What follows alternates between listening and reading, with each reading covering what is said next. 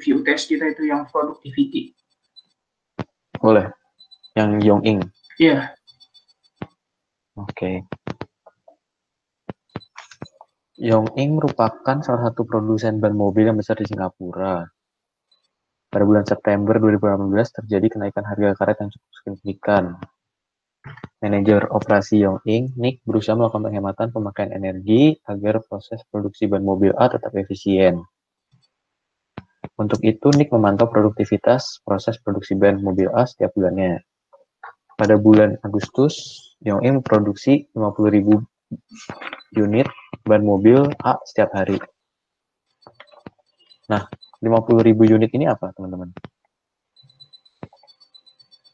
Ada yang tahu?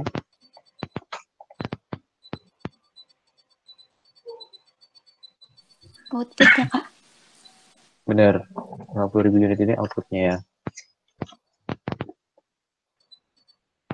Outputnya 50.000 unit. Terus pabrik beroperasi sebanyak 20 hari kerja setiap bulannya.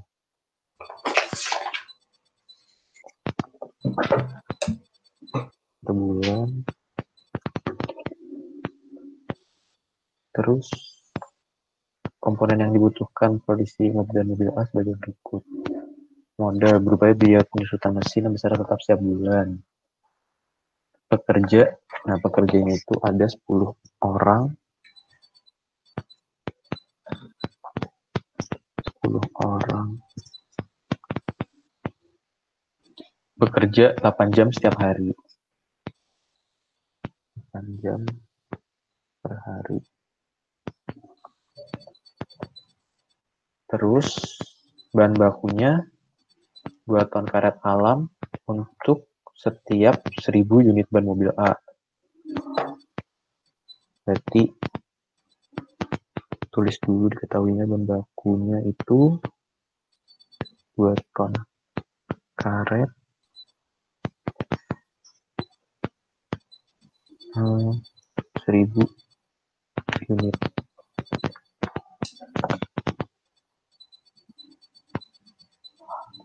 Terus energi 20 MMBTU tiap minggu.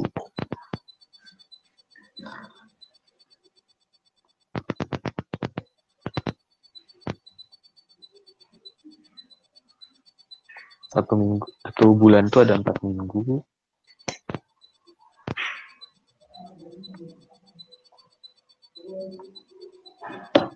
Terus biaya-biaya untuk komponen produksi itu ada biaya modal 500.000 per bulan.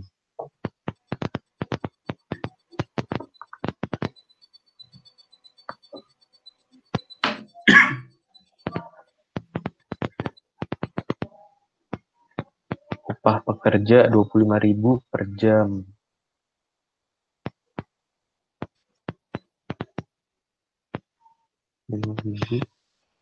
Per jam. Bahan baku karet 25.000 per kilogram.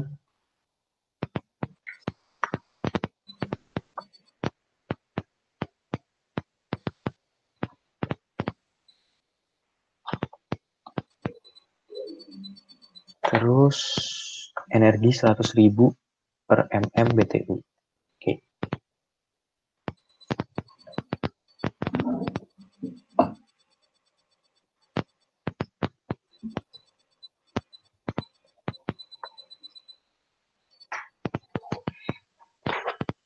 Yang pertanyaan pertama itu, bantulah Nick menghitung produktivitas multifaktor pada proses produksi ban mobil A pada bulan Agustus 2018. Nah, untuk kita bisa ngitung produktivitas multifaktor, rumusnya kan outputnya dibagi sama apa aja tuh? Input. Inputnya kan cuman kalau produktivitas multifaktor kan ada beberapa kan? Iya. Nah, itu tuh ada apa aja sih? Ada kapital, ada labor, ada miscellaneous, ada apa lagi? Ada material. Ada material, sama modal. Sama ada energi, ya kan? Iya, energi. Energi, oke. Pertama-tama kita tadi udah tahu kan, output kita 50.000. Tapi 50.000 ini per hari kan. Sedangkan pabriknya itu bekerja 20 hari kerja tiap bulan. Berarti outputnya itu si 50.000 unit per hari ini tuh harus kita ubah ke bulan dulu. Berarti outputnya itu 50.000 unit dikali sama 20 hari. Berapa tuh? 1 juta ya? 1 juta. 1 juta. Oke. 1 juta per bulan. Oke, outputnya udah. Sekarang bagian inputnya. Inputnya itu pertama kita mau ngitung dari segi apa dulu nih, modal. Modal kan tadi udah tuh 500.000 per bulan kan. Tinggal ditulis lagi dulu aja. Modal 500.000 per bulan. Terus habis modal kita misalnya menghitung apa nih? Labor. Kita ngitung labor habis modal. Kita pertama tahu kalau kita ada tadi 10 orang. Ya kan? 10 orang dia bekerja selama 8 jam per hari. Satu harinya dia kerja selama maksudnya selama 1 bulan dia kerja itu 20 hari. Dan dia digajinya itu 25.000 per jam. Berarti kita kaliin semua tuh. 10 dikali 8 dikali 20 dikali sama 25.000.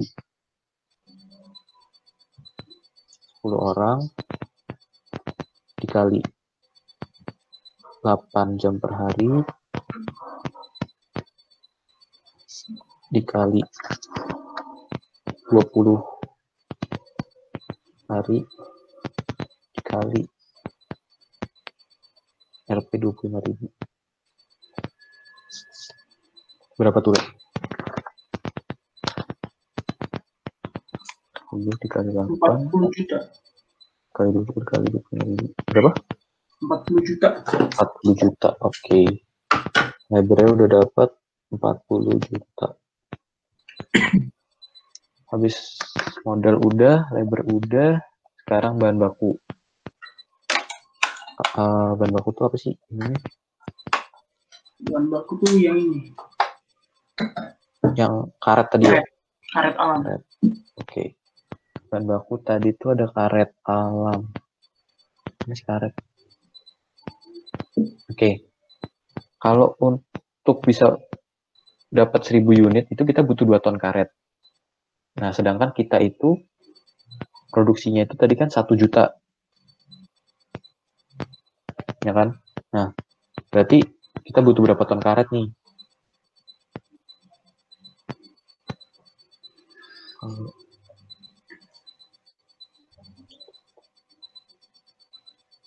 Berarti 2.000 ton.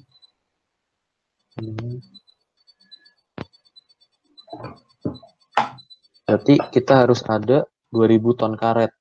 Bener gak?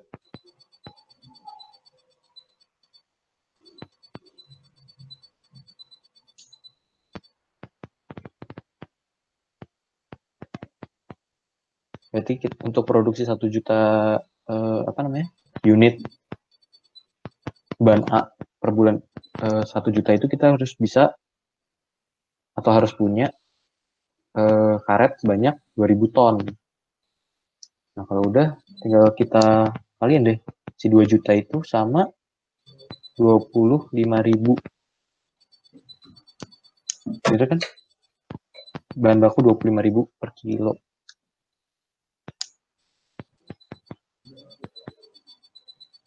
Oh, bentar.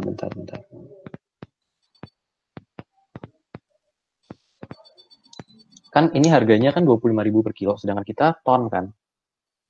Tadi satuannya 2.000 ton karet. Dari ton ke kilo, berapa sih, Le? 1.000 kilo. Berarti 2 juta. 2 juta ton karet. 2 juta kilo karet. Iya, benar. 2 juta kilo karet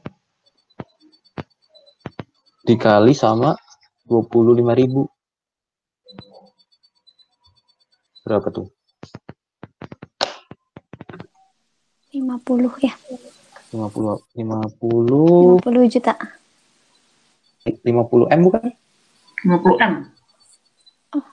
Bener gak? Soalnya 9 nolnya. M. Oke. Kan tadi, tapi tadi kamu udah dapat atau salah perhitungan atau gimana? Kayaknya salah ngitung sih. Oke, tapi kamu udah ngubah dari ton itu ke kilo kan?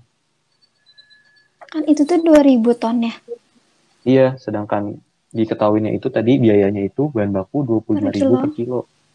Jadi dari ton kamu harus ubah dulu ke kilo. Oh, harusnya berarti jadi 2 juta Kilo kilo. karet, bener. Jadi 2 juta kilo karet dikali 25.000. Oh iya, benar-benar. Salah ngitung. Oke. Oke, kalau udah bahan baku, apalagi yang belum kita hitung, biaya energi. Energinya tadi kita butuh 20 MMBTU per minggu. Tapi kan yang ditanya di sini kan per bulan kan? Iya. Dikasih tahu juga di situ 1 bulan itu 4 minggu. Berarti si 20 MMBTU itu kita kali sama 4. Jadi 80 MMBTU per bulan. Dikali sama biayanya itu 80 MMBTU dikali sama 100.000. Ya kan? Kalau biaya energi kan 100.000 per MMBTU. Berarti kita dapat 8 juta. Bener gak? Iya, 8 juta. 8 juta kan? 8 juta kita dapat. Udah kan? Udah semua kan ya? Yang kita hitung. Output udah, inputnya ada modal, labor, bahan baku, sama energi. Udah dapat semua tuh. Kalau udah tinggal masukin ke rumus productivity deh. Output bagi input.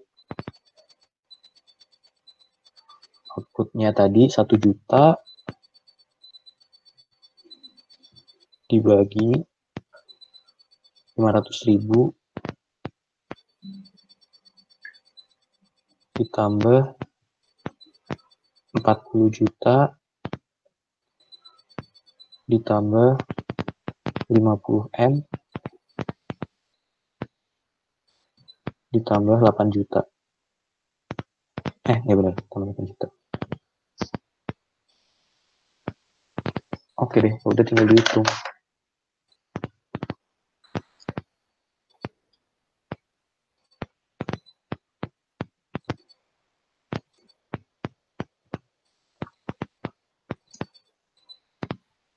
Dapat berapa lagi? Berarti 1 juta dibagi 50,548 M kan. Itu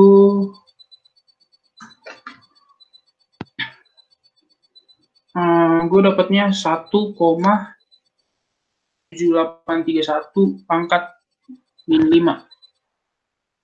Berarti sekitar 0,000197831. Iya.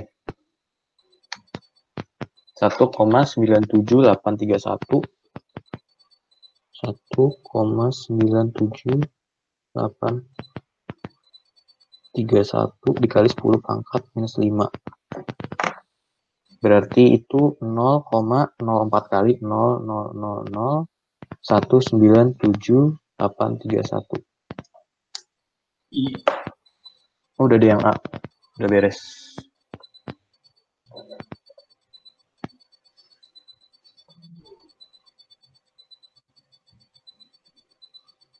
Ada yang masih bingung gitu, mau nanya gitu, teman-teman. Belum lanjut yang ke B mungkin.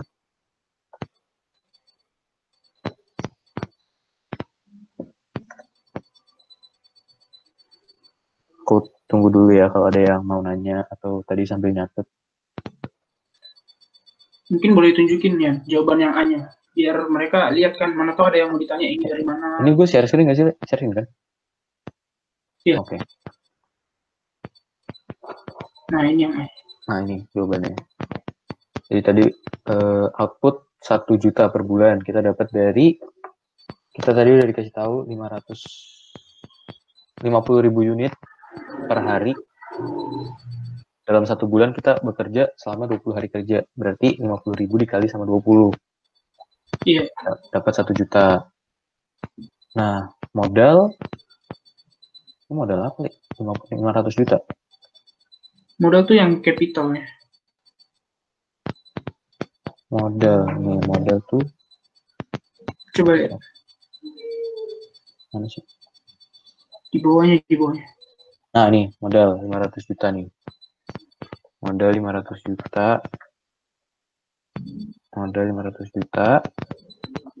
Pekerjanya itu ada 10 orang. Terus kita dikasih tahu juga 10 orang itu tuh tadi kerjanya dalam 8 jam per hari. Terus habis itu dalam sehari kerjanya ada 20 hari kerja per bulan. Dikasih tahu kalau upahnya dia 25.000 per jam. Nah, karena kita dikasih tahu upahnya dia dalam satuan per jam, jadi semuanya itu juga harus kita ubah gitu. Nggak bisa langsung. Kalau misalnya di latihan soal yang tadi sempat share screen tanyain ke kalian udah pernah dapetin atau belum, itu kan langsung dikalikan si jumlah pekerja sama gajinya dia, karena itu kan hitungannya langsung per bulan. Sedangkan ini kan per jam, jadi kalian harus cari tahu dulu dalam satuan per jamnya itu, tapi dalam jangka waktu sebulan. Nah, kalau udah yang energi tinggal dikali aja. Tadi kita dikasih tahu 20 MMBTU tapi per minggu. 1 bulannya ada 4 minggu, berarti jadi 20 dikali 4. Terus biaya energinya itu 100.000 per MMBTU. Jadi dapat energi 8 juta. Nah, untuk bahan bakunya itu tuh tadi kita dikasih tahu untuk produksi berapa tadi? Produksi 2 ton. Untuk apa? 1.000 unit ya? Untuk 1.000 unit kita butuh 2 ton karet. Berarti kita kan tadi outputnya ada 1 juta. Berarti kalau 1 juta kita harus dapat berapa? Harus butuh berapa karet nih? Nah, kita butuh 2.000 ton karet. Nah, terus kalau misalnya kalian bertanya-tanya kok 2.000 dikali 25.000 hasilnya bisa sampai 50 M. Nah, 2.000 di sini tuh ton, teman-teman. Sedangkan di sini tuh biayanya 25.000 per kilo. Jadi si ton ini harus kita ubah dulu ke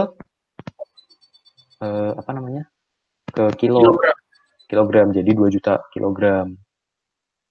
Dikali sama 25.000 per kilo jadi 50 M, sorry. Nah, kalau udah deh. Semuanya udah kehitung. Tinggal kita masukin ke rumus productivity multifactor output per input. Udah deh, nanti ketemu jawabannya 1,97831 dikali 10 pangkat minus 5.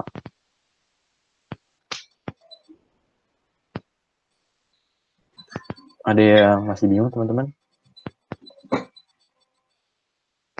Mungkin cara kok bisa dapat 2.000 ton dari mana gitu atau gimana?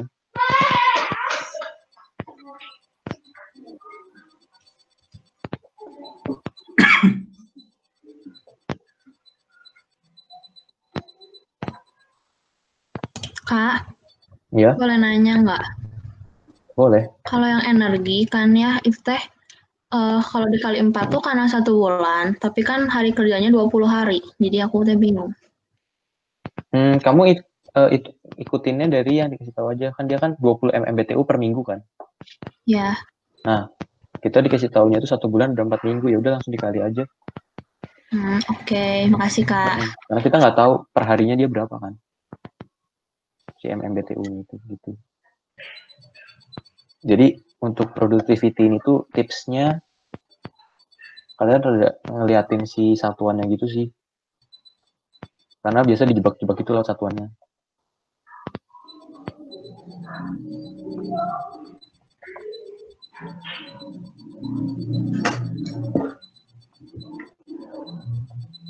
Ada lagi? Kalau nggak ada, mungkin aku lanjut ke yang B ya. Yang B itu pertanyaannya apa? Oke. Sekarang dibilang kalau outputnya ini berarti berubah ya, productivity multifaktornya. Sini dikasih tahu kalau produksi bannya naik jadi 52.000 nih untuk tiap hari. Berarti output new-nya 52.000.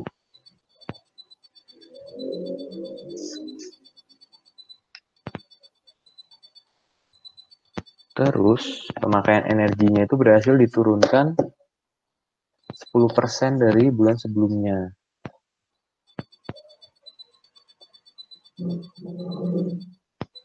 Nah, tadi kan kita sebelumnya itu ya itu dia. Pemakaian energi berhasil diturunkan 10% dari bulan sebelumnya. Tadi kan kita tuh bulan sebelumnya tuh pakainya 20 MMBTU per bulan kan. 80 MMBTU per bulan. 80 MMBTU per bulan. Nah, di sini dibilang berhasil diturunkan 10%. Berarti 80 MMBTU itu langsung dikali aja sama 90%. Dapat 72 MMBTU per bulan. Berarti 72 MMBTU per bulan ini merupakan energi yang bulan sekarang yang baru.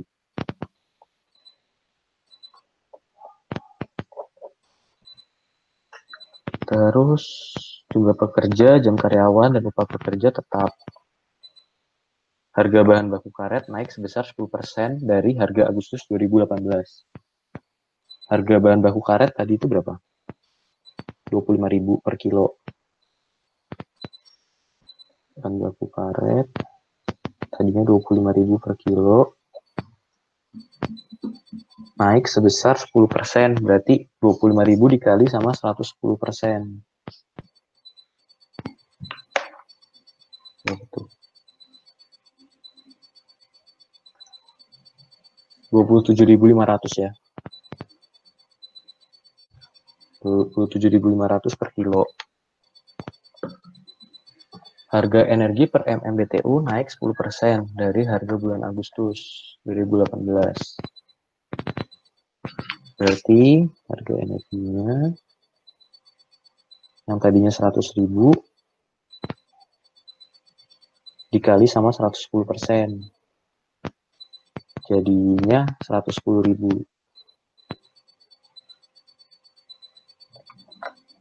Pemakaian energi berhasil diturunkan menjadi 18 MMBTU per minggu. Jadi 18 MMBTU per minggu. Oke. Ini jadi kayak dua kali dikasih tahu gitu ya.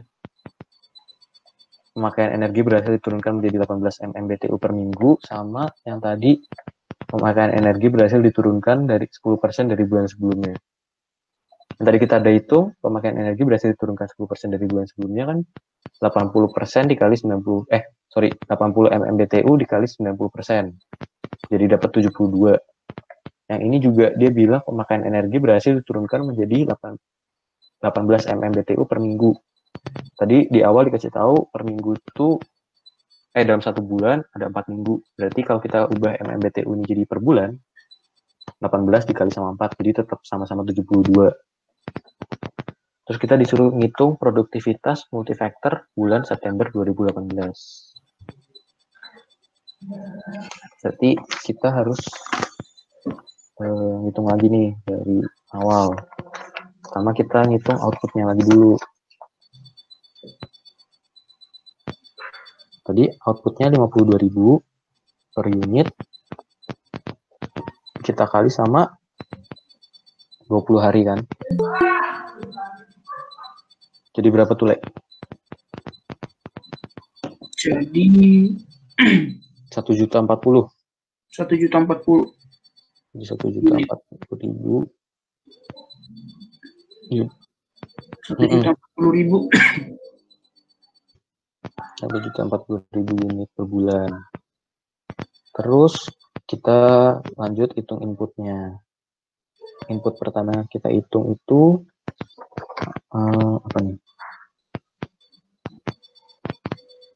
Modal tadi Modalnya sama. Modal tetap sama 500 juta kan?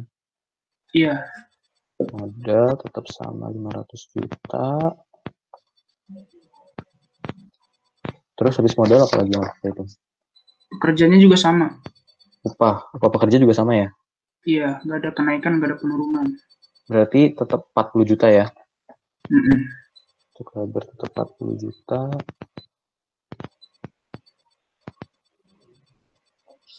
Terus habis itu apa lagi?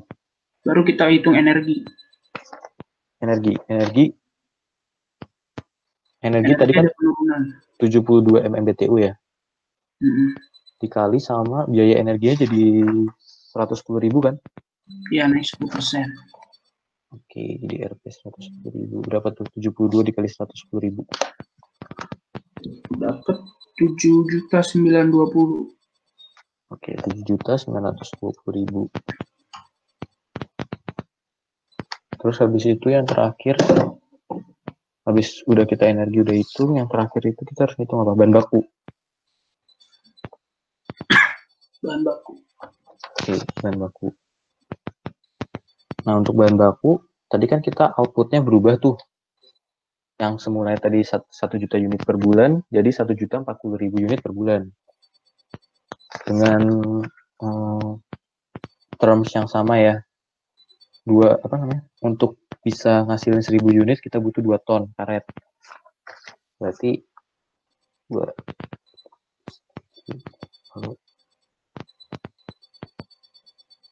juta.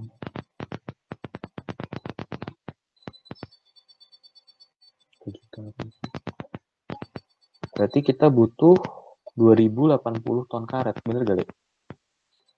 Benar. Kan kita butuh 2.080 ton karet.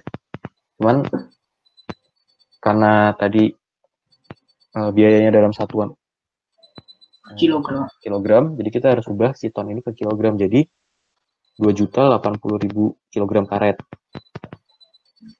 Kan? Kita kali sama berapa tadi? Harga kilogram harga karetnya? 27.500. Oh, 7.500 ya? 27.500 kan? Iya, 27.500. 7.500 kita kali berapa tuh? 2.080.000 kali 27.500. Kita dapat 57 M, bener kali? Benar. 57,2 M ya? 57,2 M. Bener? Enggak. Bener gak? 57,2 M. Ntar gue hitung lagi. Bener dah, pede gue. Kalkulator gue.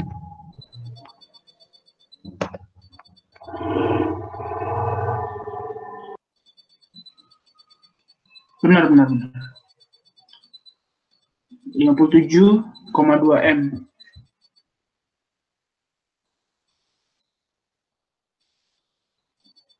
Oke.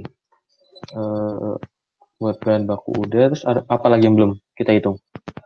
Udah semua sih. Udah semua kan? Berarti kita langsung masukin ke rumus productivity-nya. Productivity-nya berarti apa tuh? 1.040.000 kita bagi sama 500 juta ditambah 40 juta ditambah 7.920.000 ditambah 57,2 M.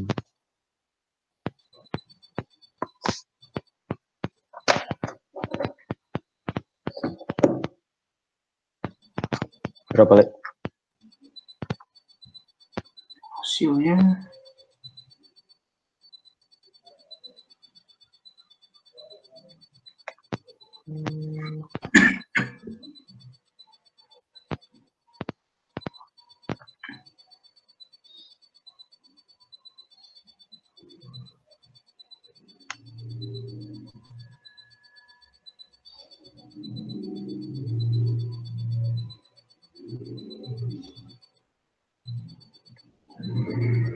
1,80093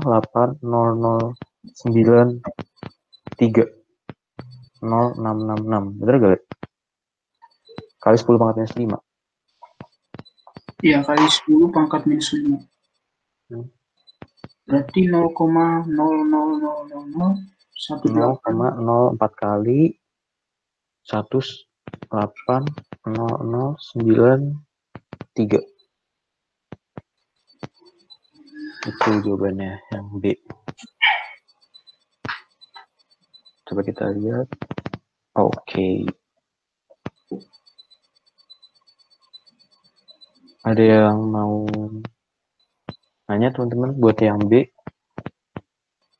Mungkin tadi aku ngejelasinnya kecepatan atau gimana, biar ntar aku ulang lagi.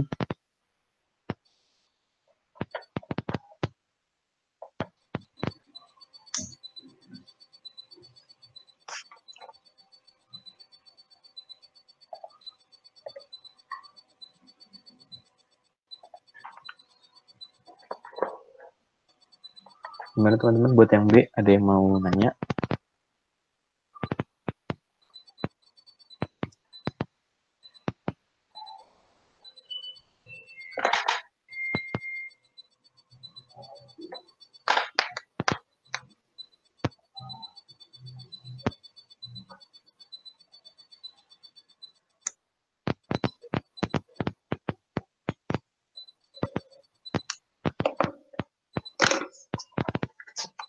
Tapi kalian paham kan ya kenapa tadi aku kalau ada kenaikan aku kali 110%, kalau ada penurunan 10% aku kali langsung sama 90% gitu.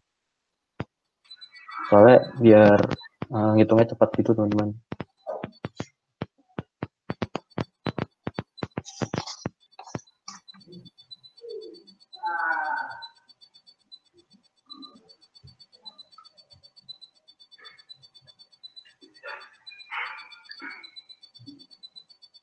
Oke, kalau misalnya mungkin belum ada pertanyaan juga, aku lanjut ke pertanyaan yang C dulu ya. Nanti kalau misalnya udah selesai, pertanyaan yang C juga mau nanya baik itu A, B, atau C juga, nggak masalah.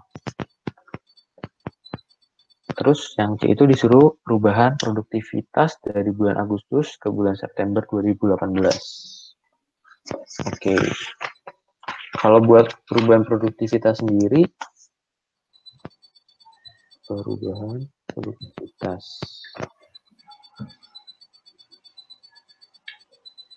itu rumusnya yang productivity yang baru dikurangin sama productivity yang lama, itu di dalam kurung dibagi sama productivity yang lama. Nah, productivity yang baru tadi 0,0001800093. Productivity yang lama tadi itu berapa tuh? 7831. Oke. 0,000197,831. Oke, dibagi sama yang lama 0,000197,831. Berapa tuh hasilnya? Hasilnya tuh 0,00018093 dikurang 0,000197,8 dibagi sama 0,00017831. Hasilnya minus 0,08966 kan? iya 0,0 minus. Ya minus kan? Iya minus. Minus 0,0896. Tapi di sini kan ditanya hitunglah persentase, berarti kita kali sama 100%. Jadi minus 8,96%, gitu ya? Iya. Minus 8,96%. Berikan kesimpulan dari hasil perhitungan Anda. Nah, kesimpulannya Di sini terjadi penurunan produktivitas dari yang lama ke yang baru. Jadi bisa dibilang kalau produktivitasnya gak baik dengan adanya perubahan tadi itu. Berarti intinya tuh kalau persentase perubahan tuh kalau nilainya positif berarti mengalami peningkatan, kalau negatif penurunan. Betul. Nah terus tadi tuh sebelum aku ngajar basement kan aku sempat coba ingat-ingat juga kan sama Leo, kita latihan bareng gitu. Terus aku sempat terbesit pertanyaan gitu di pikiran aku. Kalau misalkan terjadi perubahan ini kan berkurang gitu, terus gimana caranya supaya productivity-nya itu nggak minus gitu. Ini kalau misalnya kita kerja di lapangan ya, bukan hitung-hitungan soal gitu.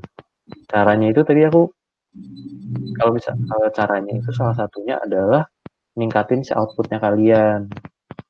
Tadi aku sempat ngubah coba output, terus habis itu aku hitung, itu bisa ningkat gitu. Si productivity-nya dari minus jadi nggak minus lagi. Gitu. Itu cuman informasi tambahan aja ya. Nggak bakal ditanyain deh di soal ulang. Nah, mungkin teman-teman ada yang mau nanya tentang productivity ini. Iya, kalau ada yang mau nanya boleh silahkan.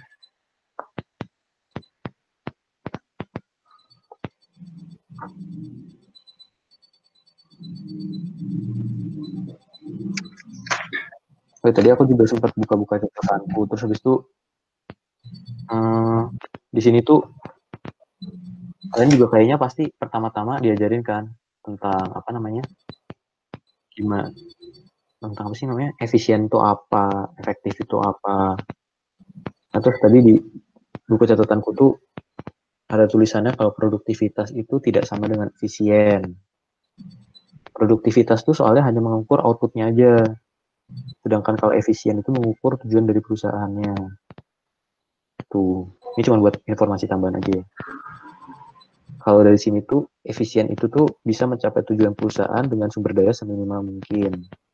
Kalau efektif itu bisa mencapai tujuan perusahaan. Tuh.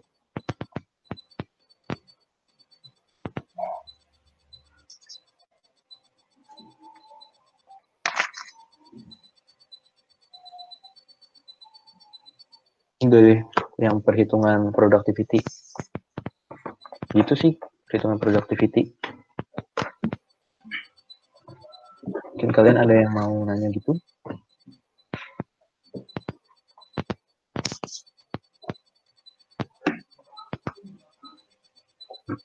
Coba aku kasih waktu ya, siapa tahu kalian masih cerna apa yang tadi aku sama Leo ajarin, omongin gitu. Siapa tahu masih ada yang pengen nanya, cuman lagi mikir mau nanya gimana. Langsung tanyain aja teman-teman, gak apa-apa kok.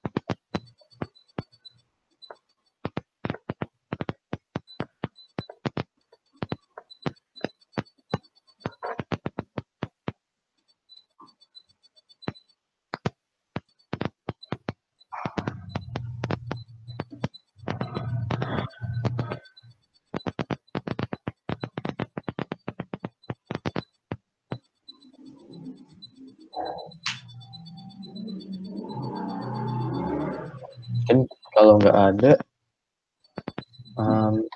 teman-teman lebih pengen bahas soal, sebenarnya aku sama Leo tuh kalau teori kita jujur ada lupa. Tapi teman-teman di sini lebih pengen bahas yang ada di review UTS ini atau pengen latihan soal yang Time study. yang tadi yang time study. Gimana? Apa mau kita bahas lagi yang time study?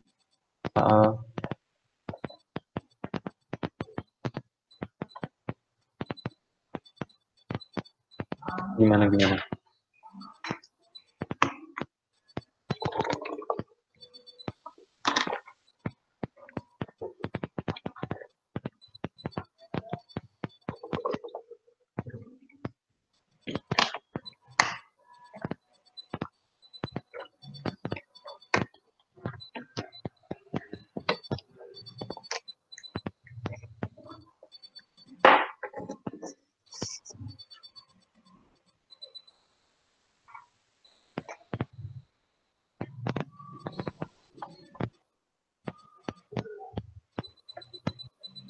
Gimana teman-teman? Mending kita bahas time study aja, Pak.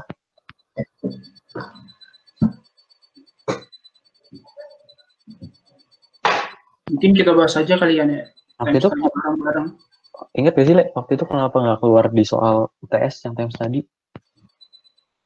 Itu tuh gara-gara ini, kemarin kita tuh ini, waktu ujiannya tuh kurang. Kalau dimasukin time study kan nggak cukup buat hitungan. Jadi kita gitu ya, time study tuh dikasih sebelum UTS gitu loh, kuis terakhir. Oh, oke. Tapi ini mereka kita nggak tahu sih. Kalian gimana? Kalian ada kuis sebelum apa? Ada kuis terakhir kah sebelum UTS ini yang bahas tentang time study atau gimana?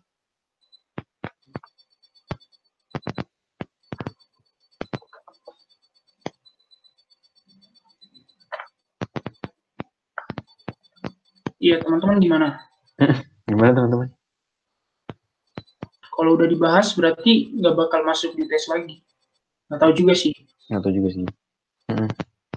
Cuman kita lebih pengen tahu gitu sih kalian gimana gitu pembahasan sama dosennya. Supaya kita juga bisa tahu kita harus gimana. Nah ini nih contoh soal perhitungan waktu standar. Ini udah sempat dikasih kan jadi tugas. Jadi mungkin kita bisa open mic bahas bareng-bareng gitu. Jadi biar lebih, ya biar makin tahu lah lancar cara ngerjainnya.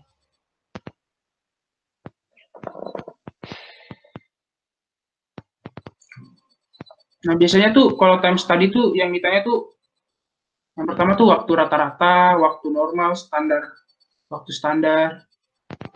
Cuma 3 hal itu sih. Jadi ada average, ada normal time, ada standard time. Nah, mungkin kita baca dulu ya soalnya. Nah ini ada perusahaan Arkham Inc.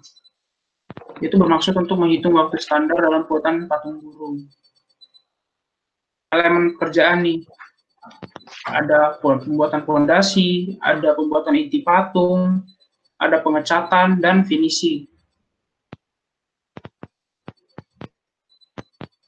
Nah, pengamatannya itu dilakukan sebanyak 5 kali. Ini ada untuk patung yang pertama, yang kedua, ketiga, keempat, dan kelima. Nah, masing-masing ini kan ada waktunya masing-masing. Nah, biasanya tuh kita disuruh bikin tabel gitu kan. Bikin tabel, nih kayak gini nih. Nih, kita bikin bagian A-nya tuh membuat fondasi, pembentukan inti patung, pengecatan patung, finishing. Terus ini yang pertama, pengamatan yang pertama, pengamatan yang kedua, pengamatan yang ketiga, pengamatan yang keempat, sama pengamatan yang kelima. Kemudian ada performance rate-nya. Nah, barulah kita masukin satu-satu di soalnya. Untuk yang pertama tuh diketahui untuk buat fondasi 8 jam. Masukin. Buat fondasi untuk pengamatan pertama 8 jam. Kemudian untuk pembuatan inti patungnya 30 jam. Masukin 30 jam. Kemudian untuk pengecatan patungnya 3 jam. Dan yang terakhir finishingnya 1 jam. Masukin semua gitu. Multiplier-multipliernya, bagian-bagiannya. Baru deh kita lihat di angka ini. Kalau untuk average atau average observed time, itu atau rata-rata, kalau ada angka yang paling tinggi atau satu angka yang sangat tinggi atau paling rendah, itu akan membuat kurangnya kevalidan suatu angka rata-rata gitu. Biasanya tuh dinamanya unoccurring. Kalau kalian apa biasanya namanya? Yang angka yang yang over gitu? Iya. Jujur aku juga lupa sih namanya apa. Tapi dulu sempat dikasih tahu tuh. Iya ada namanya dulu. Boleh bantu ingetin kita nggak teman-teman apa namanya?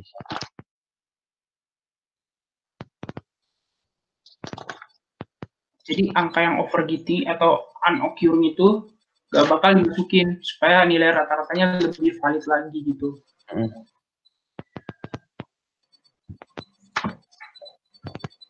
Namanya tadi apa Le kalau yang lu bilang? Nah, kalau gue tuh tadi kan sempat baca juga kan cari-cari di Heiser itu disebutnya unoccurring. Kayaknya bukan. Jadi kayak nggak termasuk gitu. Kayaknya dikasih tahu sama Bukat Le bukan unoccurring nggak sih namanya? Lupa deh. Iya bukan, makanya lupa juga. Apa ya namanya? Nah, Outliers. jadi setelah dapat tabel ini nih yang kita ketahui. Outliers Le. Outliers. Benar. Oh. Nah, ya. Jadi angka outliers ini nggak dimasukin nih supaya hasil atau penjumlahan rata-ratanya itu lebih valid lagi. Benar. Kayak kalian kalau lihat dari yang dikasih share screen Leo, itu kan membuat fondasi tuh dari 5 kali pengamatan pertama 8, kedua 9, ketiga 20, keempat 8, kelima 9. Kan 8 sama 9 kan dekat-dekat nih. Oh tiba-tiba yang ketiga ada 20 tuh. Nah itu kalau dirata-ratain kan jadi jauh banget kan. Yang tadinya harusnya 8 sama 9 kalau dibagi 2 berapa sih? 8,5. Ini karena ada 8, 9, 20, 8, 9 hasilnya pasti jadi belasan sekian kan. Jadi tinggi banget. Nah itu namanya outliers yang si angka yang terlalu tinggi itu. Angka yang terlalu tinggi itu jadi dibuang, nggak kita pakai. Jadi untuk mencari rata-rata yang membuat fondasi itu nantinya 8 ditambah 9 ditambah 8 ditambah 9 dibaginya sama 4. Karena kan harusnya ada 5 tuh pengamatannya. Tapi karena yang si 20 itu udah dianggap outliers, jadi dibagi cuma sama 4 aja.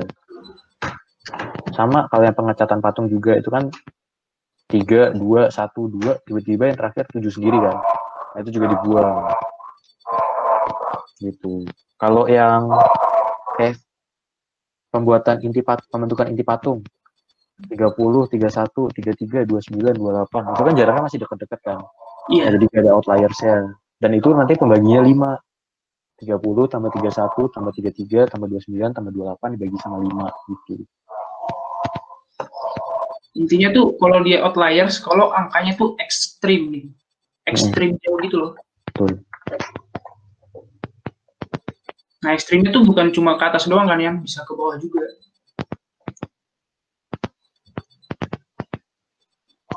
Nah, setelah itu masuk ke ininya nih, performance rate-nya ini diketahui nih.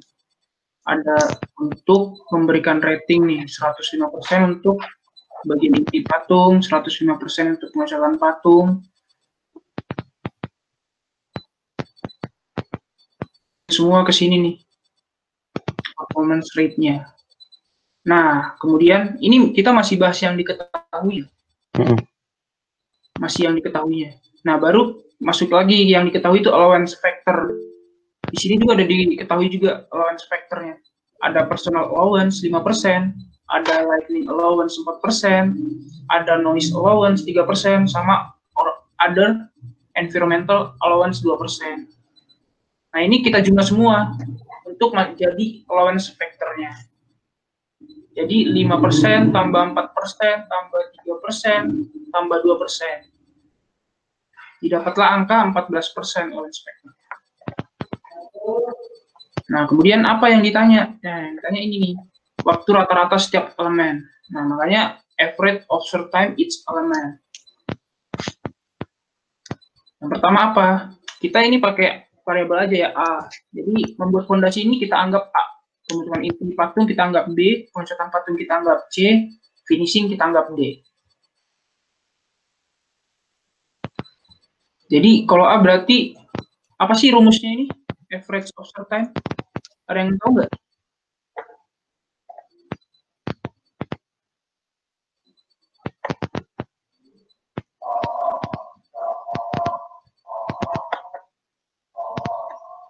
Sebenarnya tadi yang average observed time itu udah aku kasih tahu sih teman-teman. Rumusnya yang mana? Yang lu buka apaan? Buka PPT. Buset. Rumusnya apa ya? Itu yang tadi, Le. Yang gue sebutin, yang outliers udah dimasukin, tapi sisanya dirata-ratain. Oh iya. Nah, angka-angka itu sebutannya apa sih? Oh, ini nih. Apa tuh? Times record. Jadi average observed time itu sama dengan sum of time record to perform each element per number of observation. Jadi berarti ini nih time recordnya selama pembuatan fondasi itu ada 5 kali time record nih. Pembuatan pertama, kedua, dan selanjutnya. Jadi itu kita masukin nih satu-satu. 8 ditambah 9 ditambah yang 20-nya kan outliers, jadi itu nggak kita masukin. Berarti ditambah 8 lagi, ditambah 9 lagi. Terus dibagi 4. Berapa tuh hasilnya? 8,5 ya? Iya, 8,5, Le. 8,5. Selanjutnya tuh B.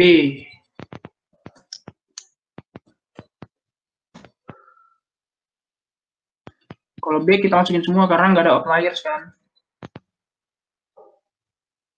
Salah 30 ya.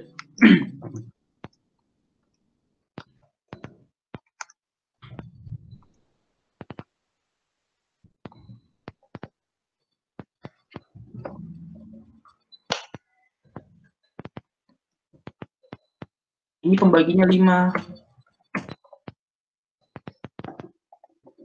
Sama dengan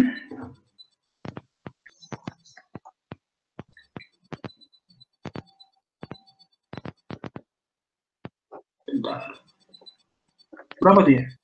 Apa tuh? 30,2, Le. Oke, 30,2.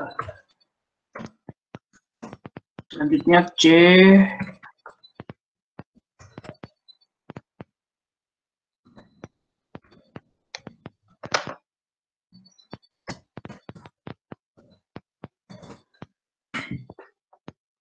Ini 2 ya.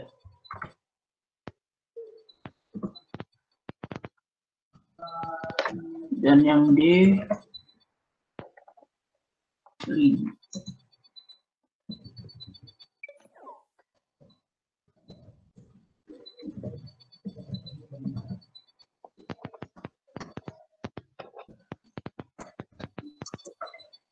Nah, ini udah dapat nih average observed time-nya.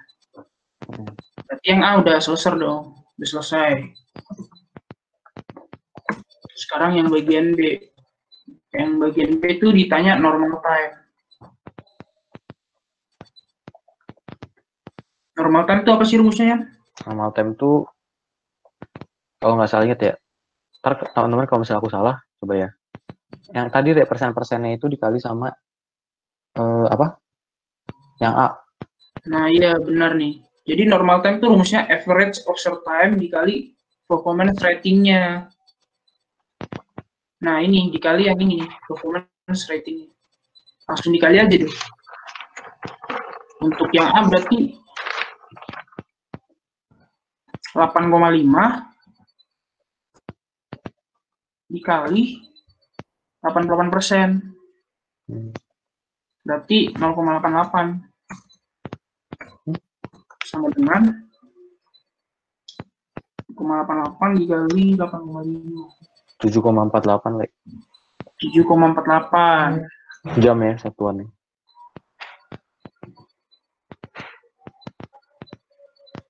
Ini satuannya jam ya. Oh. Selanjutnya B 30,2 dikali 1,05.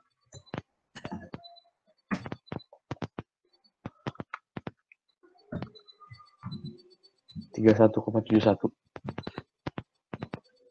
Iya, 31,71 jam. Selanjutnya yang C. Itu berapa?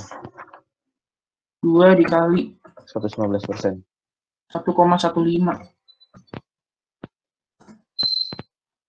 2,3. Iya, 2,3. Yang terakhir D 1 jam. 1 kali 1. Nah, udah deh dapat normal time-nya. Dijumlahin dulu. Terus untuk total normal time-nya tinggal dijumlahin aja Tuh. totalnya.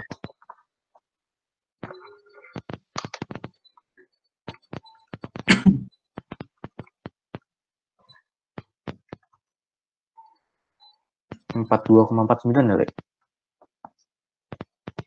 42,49, 49, bener gak?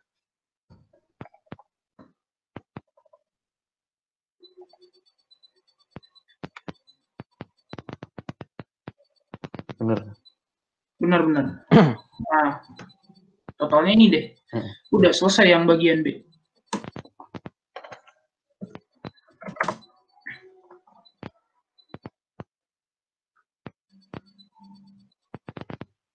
Sampai di sini ada yang mau ditanya dulu nggak?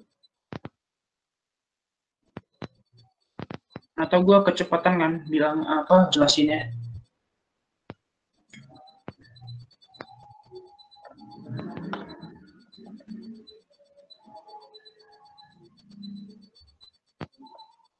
Kita lanjut lagi, berarti yang C nih yang ditanya tuh standard time.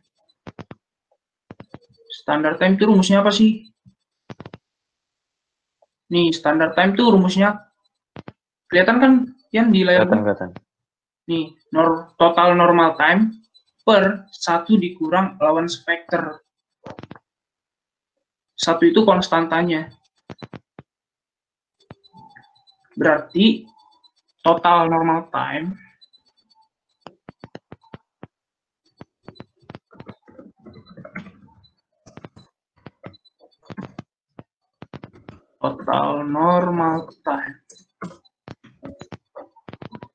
bagi 1 dikurang allowance factor. Nah, allowance factornya kan kita udah tahu tadi nih. Kita jumlahin semua ini nih, allowance-nya. Didapatlah allowance factornya 14%. Berarti tadi berapa aja, Lek, allowance factornya? Ini allowance factornya tuh ada ini. Ada personal allowance 5%, ada lightning allowance. Jadi ini kita jumlahin nih, 5 tambah 4 tambah 3 tambah 2%. Kita dapatlah total allowance factornya 14%. Nih, udah kita tulis juga nih, diketahui tadi. Jadi kita tinggal masukin ke rumus aja deh. Total normal time-nya ini nih, udah dapet nih kita.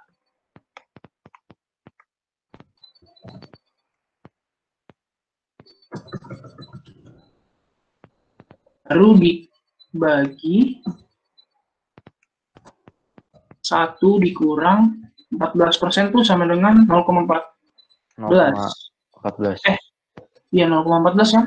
Ah, benar.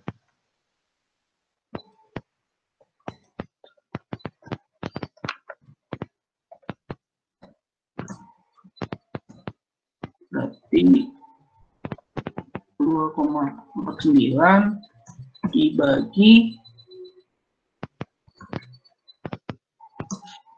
0,86. Benar nggak ya? Iya, benar. Berapa? Gue dapat 49,4069 sekian. Ya, kalau ditaksir jadi 49,407. 7 jam.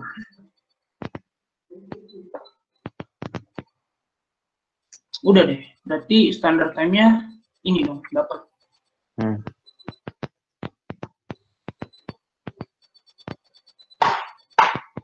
Kita diminta jamnya doang kan, nggak diminta per harinya? Enggak. Oke. Nanti kalau diminta menit atau detik atau hari ya tinggal ubah aja satuannya, tinggal dikalikan.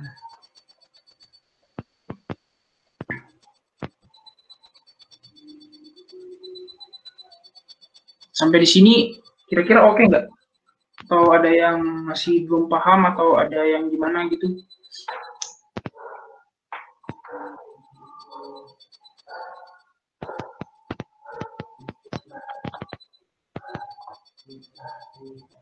Sebenarnya productivity sama time study ini yang harus kita teliti itu diketahuinya aja sih. Kalau udah masuk ke rumus-rumus ya tinggal masukin aja, ya kan ya? Iya benar. Yang perlu teliti itu di sininya, diketahuinya. Iya. Cari data dari soal ceritanya.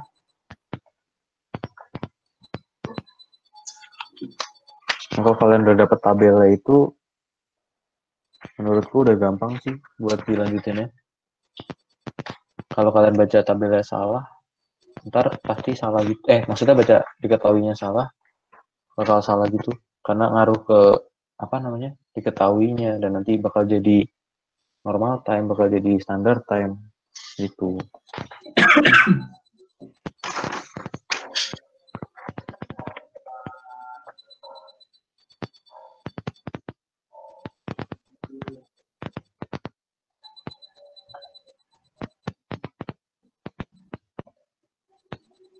Oke, mungkin kita lanjut dulu kali ya nih, bagian D-nya. Nih, bagian D-nya nih, apabila terdapat karyawan baru nih, bernama Barbara, yang dapat menyelesaikan suatu buah patung dalam 1 minggu, di mana 1 minggu terdiri dari 5 hari kerja, dan 1 hari kerja terdiri dari 8 jam kerja. Bagaimana kinerja Barbara menurut Anda? Berikan dasar alasan pendapat Anda. Oke. Berarti diketahui nih, ada 1 karyawan baru. Yaitu di mana 1 minggu terdiri dari gimana ya? Gimana? Kenapa? Kagak, kenapa, Le? Oh, oke, gue lanjut ya. sorry.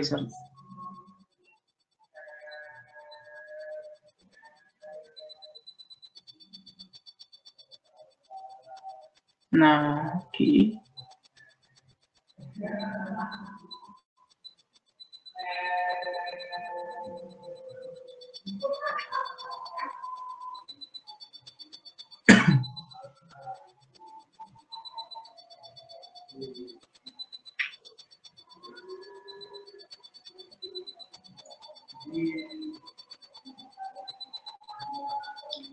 Bentar nih. Kenapa, Le? Itu gua gimana ya? Sorry ya, bentar.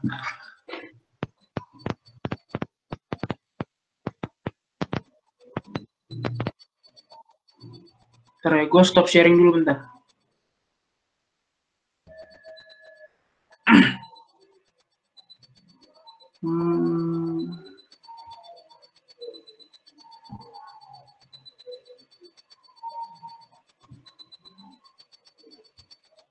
Oke, kelihatan belum ya? Ya, udah kelihatan belum? Bentar. Udah sekarang. Oke. Nah, ini kan tadi dia diketahui nih 5 hari kerja kan. Nah, seharinya dia 8 jam per hari. Berarti waktu kerja per minggunya sama dengan tinggal dikali aja nih. Mana sih tadi soalnya ini? Nih, tinggal dikali aja nih. 5 hari kerja dikali 8 jam per hari. Berarti 40 jam dia. Nah, udah deh. 40 jam tinggal kita compare sama yang normal nih. Total average-nya, normal time-nya. Normal time-nya tuh kalau untuk di pembuatan di Arkham Inn ini normal time-nya tuh 42,49. Sedangkan si Barbara ini dia dapat menyelesaikan dalam waktu 40 jam. Berarti apa tuh kesimpulannya? Berarti dia tuh dapat waktu dia dapat menghasilkan output per minggunya dalam 1 unit itu dalam waktu 40 jam. Nah, kesimpulannya apa? Berarti kinerja si Barbara tuh lebih bagus. Kenapa disebut bagus? Gara-gara jamnya itu lebih kecil daripada waktu normalnya. Nah, sebaliknya, kalau misalnya waktu si Barbara nih, setelah kita hitung, ternyata dia butuh 50 jam bikin satu unit. Tapi kesimpulannya, kinerjanya tuh lebih buruk daripada normal time-nya. Jadi, untuk keputusan menerima karyawan baru atau enggaknya dilihat dari itu.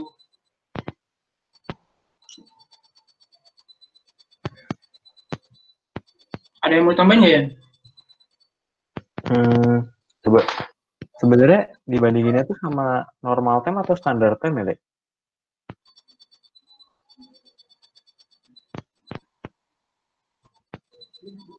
Entah. Dibandinginnya tuh normal time ya. Soalnya Harusnya. kalau yang gue ingat secara teori ya, normal time tuh yang seharusnya beres nih segini nih. Tapi kalau standard time itu udah ditambahin sama allowance factor ini bisa beres gini nih. Bentar, gue lihat rumusnya dulu ya tadi. Seingat gue sih sama standard time ya, bukan sama normal time dibandinginnya. Tapi coba siapa tahu mungkin teman-teman ada yang bisa bantu kita berdua. Iya, ini rada-rada lupa, rada-rada. Kita ada yang bisa bantu kita berdua yang bener dibandinginnya sama standard time atau sama normal time ya? Kayaknya standard time nih. Seingat aku sih sama standard time. Karena standard time itu udah dihitung sama allowance factor-nya. Iya, benar ya. Bener ya? Benar. Nah, ini kalau teman-teman lain gimana? Siapa tahu ternyata yang bener sama normal time nih.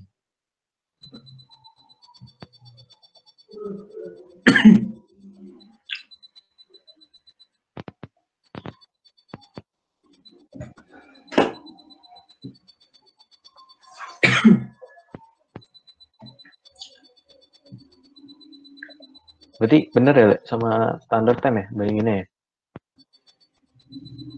Yang salah gua. Ada di PPT tuh tadi?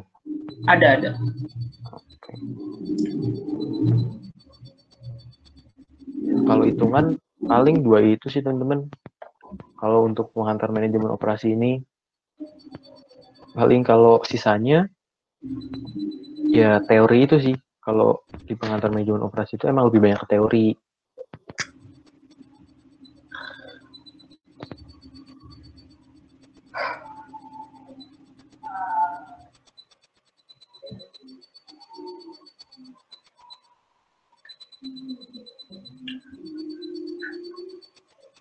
Kira-kira ada yang mau ditanyain nggak? Atau kalian mau nanya apa gitu? Mungkin atau kalian, di luar soal itu gitu? Atau mungkin apa? kalian mau nanya tentang apa? Hitung-hitungan yang tadi atau gimana gitu?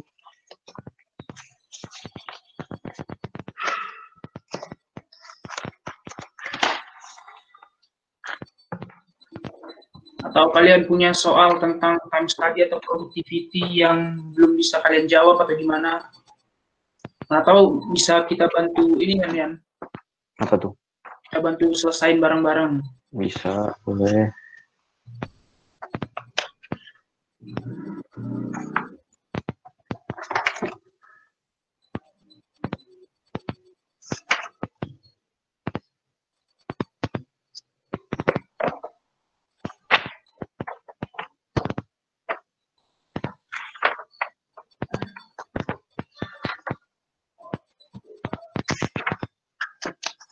Gimana teman-teman?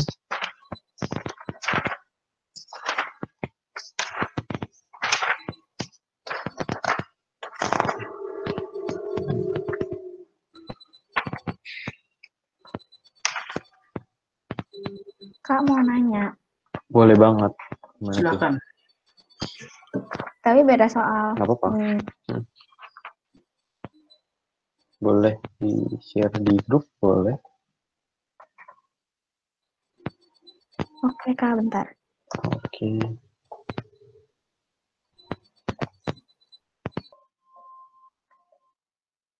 Udah kelihatan belum?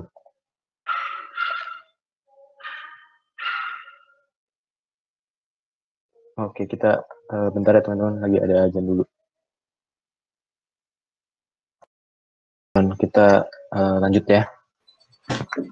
Sorry tadi kepotong ada waktu azan dulu.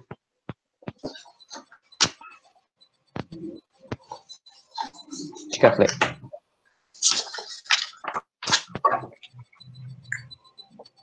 Kalau dari soal ini kita mau bahas yang bagian C-nya kan. Bagian C-nya tuh faktor kelonggaran atau allowance factor.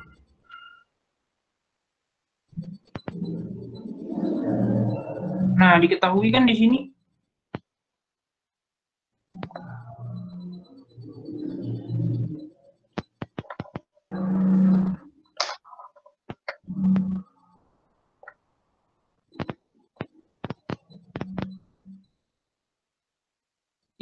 itu divisi pembuatan risoles tuh bekerja Senin sampai Jumat jam 11 sampai jam 16. Berarti mereka punya waktu 5 jam per hari selama 5 hari kerja per minggu atau bisa disebut 20 hari per bulan. Nah, kelonggaran waktu per harinya itu kebutuhan pribadi 15 menit, untuk kelelahan minum 10 menit. Berarti ada total berapa tuh? 30 30 menit. Nah, allowance factor-nya ini kita tinggal bagi aja selama sehari. Jadi sehari allowance factor-nya berapa sih? Tuh waktu kerjanya kan kita lihat dari jam 11 sampai jam 6 kan teman-teman. Sampai jam 4. Berarti ada berapa jam tuh? Bener gak sih? Ada 5 jam. 5 jam kan? Iya. 5 jam tuh berarti berapa menit? 300. Bener gak? Benar. Berarti dapat dong 300 menit. Tinggal dibagi dong, 30 per 300. Berarti 10% ya? Iya benar, dikali 100. Jadi 10%, benar. Itu. Iya, karena yang ditanyakan cuma untuk divisi pembuatan risoles. Gimana, kira-kira paham nggak? Atau terlalu apa gitu penjelasannya? Paham nggak? Iya, Kak. Oke, tapi dari apa yang kita jelasin tadi barusan tentang C, nangkep kan? Atau Nangkep. kamu masih kurang pahamnya di mana? Biar ntar kita ulangin lagi nggak apa-apa. Iya.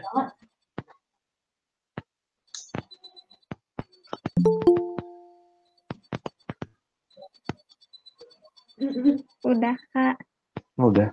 Oke. Berarti Tadi cuma bagian C doang ya? Atau gimana? Ada lagi nggak dari bagian ini? sama E ya tadi ya, kalau nggak salah. Oh, sama E ya? Baca dulu. Iya, Kak, sama yang E. Oke. Produksi per hari. Ada rumusnya nggak?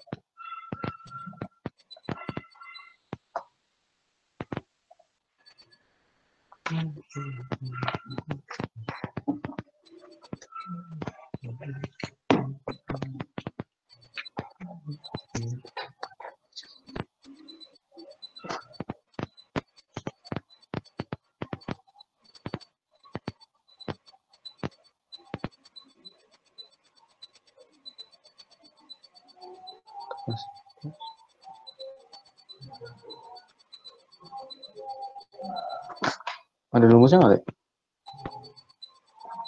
Kapasitas produksi ya? Kok gue jadi bingung kan?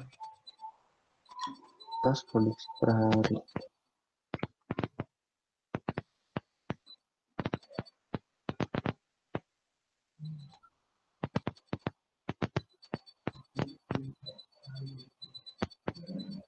Kapasitas produksi per Gue baca lagi soalnya ya. hari. Oh, ini harus kita hitung satu-satu ya dari proses pembuatan ini. Jadi 1 unit itu berapa detik gitu. Nanti kita kalikan. Nah, setiap karyawan tuh bisa produksi berapa. Jadi kapasitas produksi per harinya berapa mereka. Yang pertama diketahui berarti mereka punya 5 karyawan untuk pembuatan risoles. Nah, berarti 5 karyawan nih. 5 karyawan, terus jam kerjanya 5 jam sehari. 5 jam. Oke. Sekarang kita nyarinya untuk buat 1 unit butuh berapa detik gitu. Soalnya ini kan dalam detik nih waktu pekerjaannya.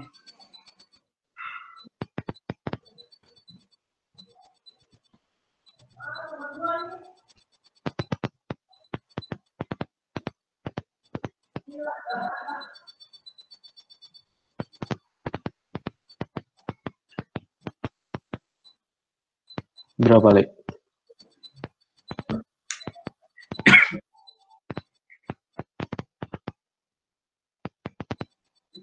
Kita harus ini dong, hitung standar time-nya.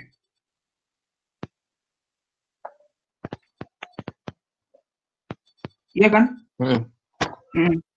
Setelah dapat standar time-nya, berapa unit mereka ini?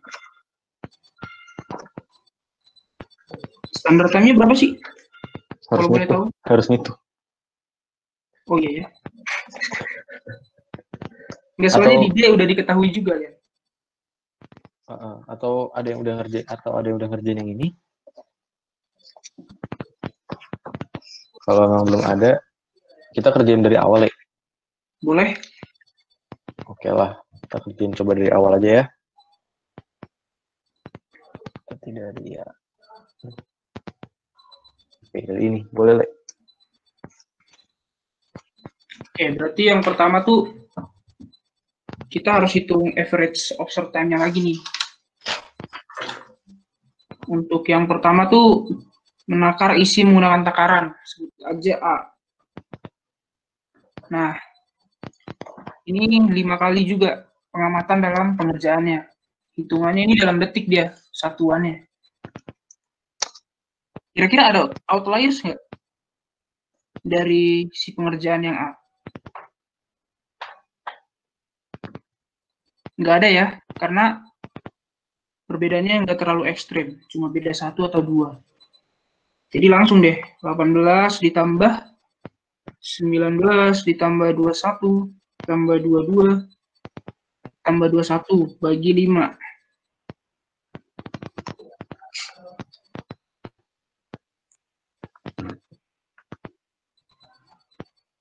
Berapa tuh ya?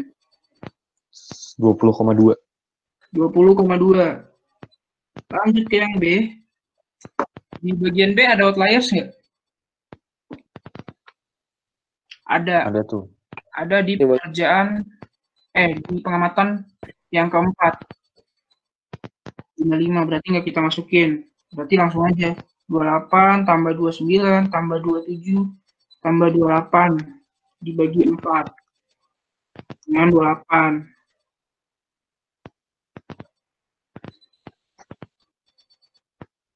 Kemudian yang bagian C, pengerjaan C. Ada outliers juga ternyata di tahapan pertama.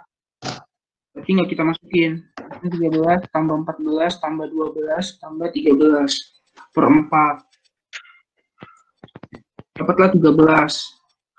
Kemudian bagian D-nya ada outliers juga, yaitu di pengamatan yang kedua. Berarti 24 ditambah 25 ditambah 22 tambah 25. Berapa tuh ya? Yang D ya? 24. 24 ya? Oke, udah. Average observe time-nya udah dapat nih. Kemudian setelah average observe time-nya baru normal time.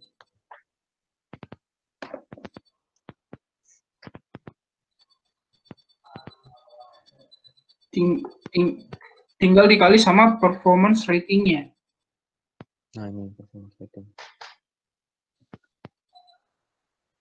Nah, buat performance rating nih kita lihat kan.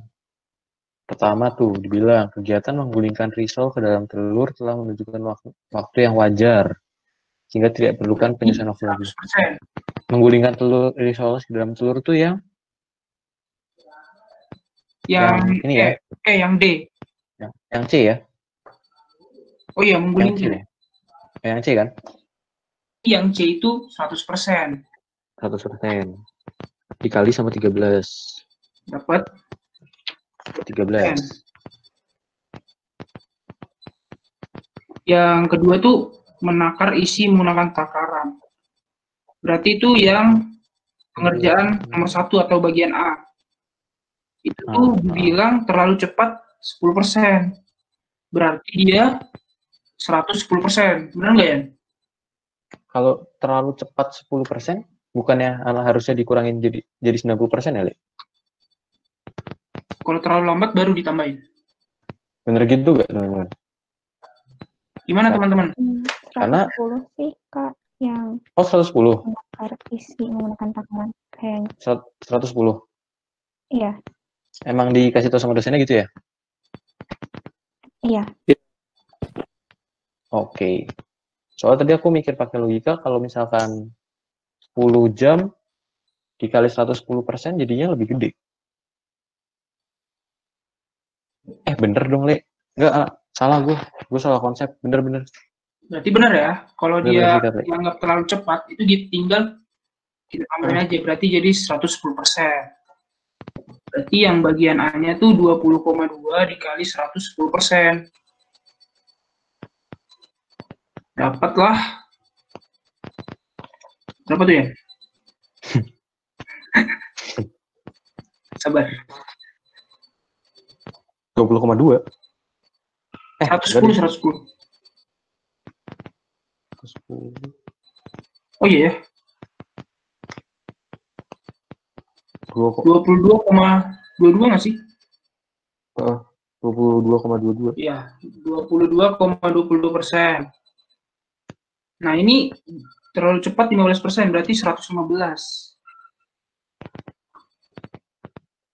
Yang menaruh isi, berarti yang bagian pengerjaan kedua. Berarti 28 kali 115. Berapa ya? Berapa tadi? 115 dikali 28. 100 kali 28. Berapa tuh? 5 dikali 28.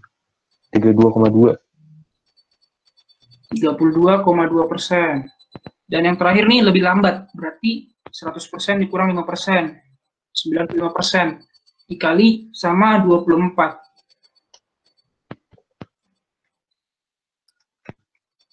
Berapa ya? 22,8. 22,8. Baru kita totalin deh normal time-nya.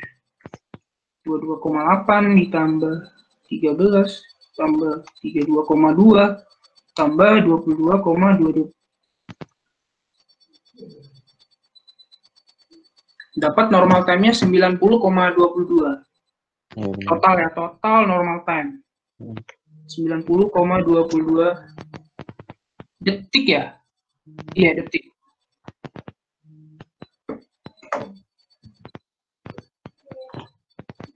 Satuannya detik.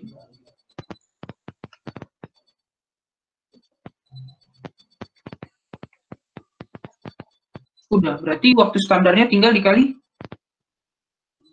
Waktu standar tuh total dibagi 1 kurang launch factor. Berarti 1 dikurang 10%. 90,22 per 1 dikurang 0,01.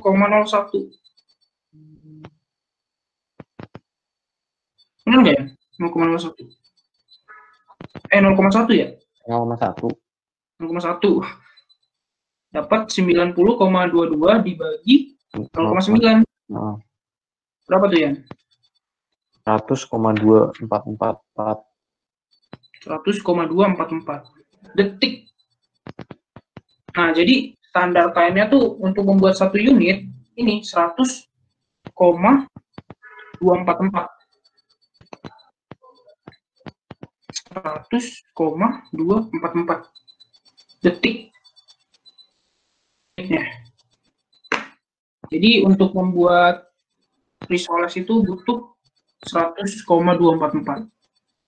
Nah, sekarang yang ditanya apa? Yaitu kapasitas produksi per hari. Jam.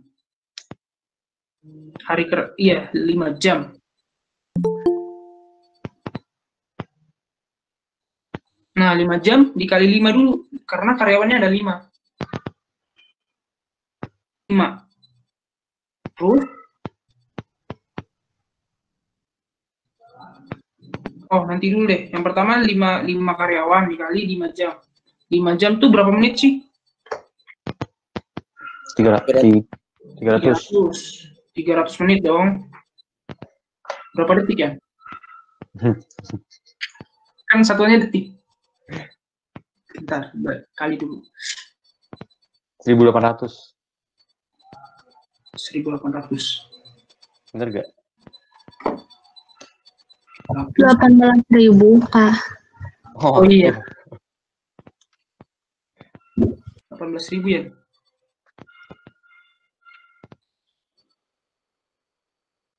Iya, 18.000. 18.000. Berarti 5 dikali 18.000. 5 dikali 18.000. Dapatlah 90.000. Berarti kapasitas dalam satu hari itu 90.000 detik. Tinggal dibagi yang standar time. Dapat deh berapa unitnya. Berarti 90.000 dibagi 100,244. Nah, berarti jumlah unitnya dapat 897,809. Atau kita sebut karena ini bentuknya produk, itu dibulatinnya ke bawah. Karena kan produk nggak bisa setengah atau gimana kan. Jadi 896 unit.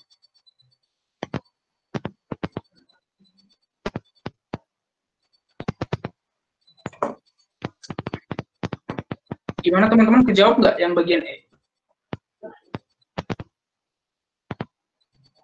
Atau masih kurang jelas juga alurnya gimana?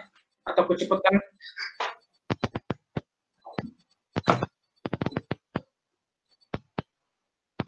Udah, Kak. Iya, jadi kita cuma perlu ini lihat waktu kerjanya aja. Kan waktu kerjanya ada 5 jam nih. Nah, dari 5 jam itu kita ubah ke detik, dapat 18.000 detik.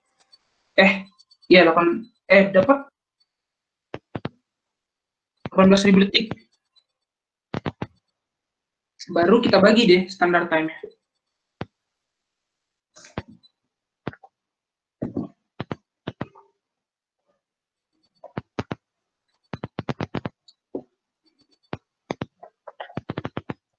Oh, ada yang kelupaan ternyata. Kan tadi diketahui 5 karyawannya. Kita belum masukin yang 5 nih. Berarti tinggal dikali 5 aja. Jadi yang 18.000 itu cuma per satu karyawan. Dia bisa, kapasitasnya tuh bisa ngerjain 800 unit. 18.000 detik waktunya. Jadi yang 896 unit itu satu karyawan. Tinggal dikali 5 deh, karena dia punya 5 karyawan. Jadi kapasitas produksi per hari 5 dikali 896 unit.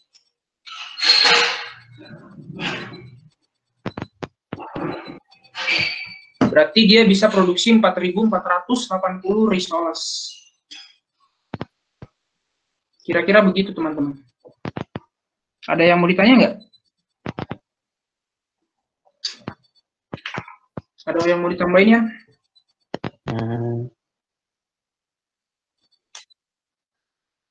Paling ya itu sih, kalau hitungannya mah